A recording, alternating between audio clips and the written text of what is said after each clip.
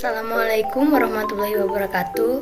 Yang saya hormati Ibu Masnun Baiti MPD selaku dosen pengampu mata kuliah SKI, SD, SMP, dan SMA. Saya Herunisa Agista dengan NIM 203022236. Di sini saya akan menjelaskan materi yang berjudul Sejarah Dinasti Umayyah. A. Sejarah berdirinya Bani Umayyah. Daulah Bani Umayyah berdiri pada tahun 41 Hijriah atau 661 Masehi yang didirikan oleh Muawiyah bin Abi Sufyan. Ia adalah gubernur Syam pada masa pemerintahan Umar bin Khattab dan Utsman bin Affan. Selama ia menjabat menjadi gubernur, ia telah membentuk kekuatan militer yang dapat memperkuat posisinya di masa-masa mendatang. Bani Umayyah adalah sebuah nama yang diadopsi dari nama salah seorang tokoh kabilah Quraisy pada masa jahiliyah, yaitu Umayyah bin Abdul al-Syam bin Abdul Manaf bin Qusay al-Quraisy al-Amawi. Dinasti Umayyah dinisbatkan kepada Muawiyah bin Abi Sufyan yang merupakan pembangun dinasti Umayyah dan juga khalifah pertama yang memindahkan ibu kota kekuasaan Islam dari Kufah ke Damaskus. Dinasti Umayyah merupakan sebuah rezim pemerintahan Islam yang berada di bawah kekuasaan keluarga Umayyah yang berlangsung dari tahun 661 Masehi sampai 750 Masehi. Sepeninggal Ali bin Abi Thalib, sebagian umat Islam membaiat Hasan, salah seorang anak Ali, untuk menjadi khalifah. Namun jabatan tersebut tidak berlangsung lama karena Hasan tidak mau melanjutkan konflik dengan Bani Umayyah atau Muawiyah. Ia melakukan perdamaian dengan Muawiyah dengan menyerahkan kepemimpinan kepadanya. Dengan demikian, Muawiyah menjadi penguasa tunggal masyarakat Muslim ketika itu. B. Para Khalifah Bani Umayyah. Khalifah Muawiyah merupakan khalifah pertama dari 14 khalifah Bani Umayyah, dan 4 orang khalifah di antara mereka memegang kekuasaan selama 70 tahun. Di antara 14 orang khalifah Bani Umayyah, sebagian khalifah memiliki pengaruh yang kuat dan sebagian lagi merupakan khalifah-khalifah yang lemah. Adapun khalifah-khalifah Bani Umayyah adalah 1. Muawiyah bin Abi Sufyan, 2. Yazid bin Muawiyah, 3. Muawiyah bin Yazid, 4. Marwan bin Al-Hakam, 5. Abdul Malik bin Marwan, 6. Al-Walid bin Abdul Malik, 7. Sulaiman bin Abdul Malik, 8. Umar bin Abdul Aziz, 9. Yazid bin Abdul Malik bin Marwan, 10. Hisyam bin Abdul Malik, 11. Al-Walid bin Yazid bin Abdul Malik, 12. Yazid an-Naqish bin Al-Walid, 13.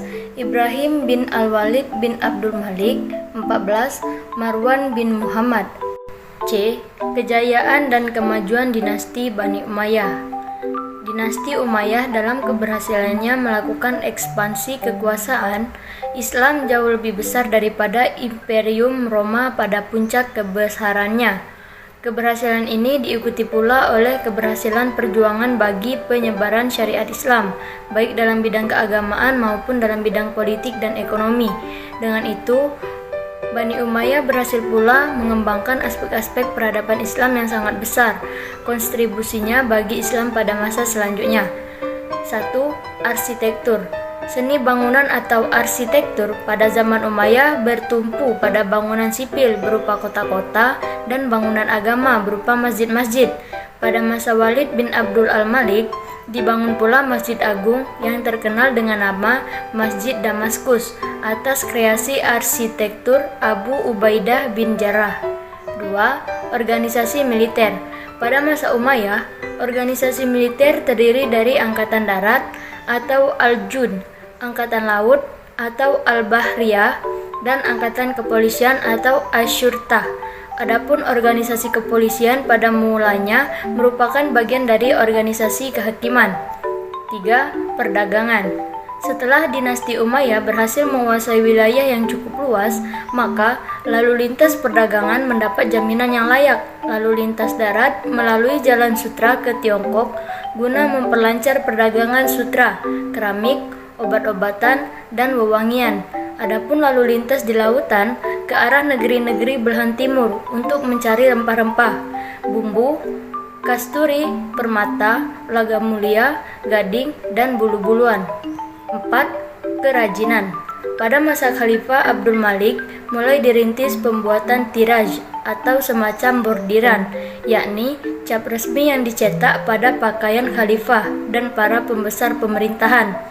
Dibanding seni lukis, sejak Khalifah Muawiyah sudah mendapat perhatian masyarakat, seni lukis tersebut selain terdapat di masjid-masjid, juga tumbuh di luar masjid.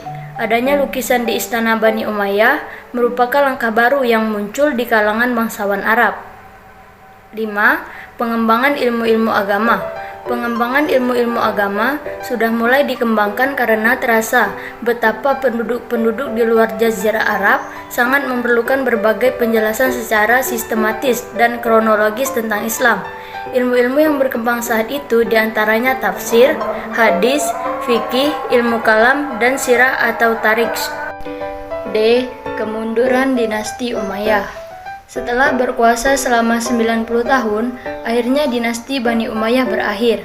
Dengan berikut ini adalah beberapa faktor yang dominan dalam fase kemunduran atau kehancuran dinasti Bani Umayyah, yaitu munculnya kelompok-kelompok yang merasa tidak puas terhadap pemerintahan Bani Umayyah, seperti kelompok Khawarij, Syiah, dan kelompok Muslim non-Arab atau Mawali. Kemudian tidak adanya ketentuan yang jelas dan tegas tentang sistem pergantian khalifah. Ketiadaan ketentuan menyebabkan terjadinya persaingan yang tidak sehat di antara kalangan anggota keluarga khalifah. Kemudian, ketidakmampuan dari para penguasa Bani Umayyah untuk menggalang persatuan dan kesatuan dari pertentangan yang semakin lama semakin meruncing antara etnis suku Arabia Utara atau Bani Qais dengan suku Arabia Selatan atau Bani Kalb, yang mana suku ini sudah ada sejak sebelum Islam. Baiklah, sekian materi dari saya. Lebih dan kurangnya saya mohon maaf. Kepada Allah saya mohon ampun. Wabillahi taufiq wal hidayah. Wassalamualaikum warahmatullahi wabarakatuh.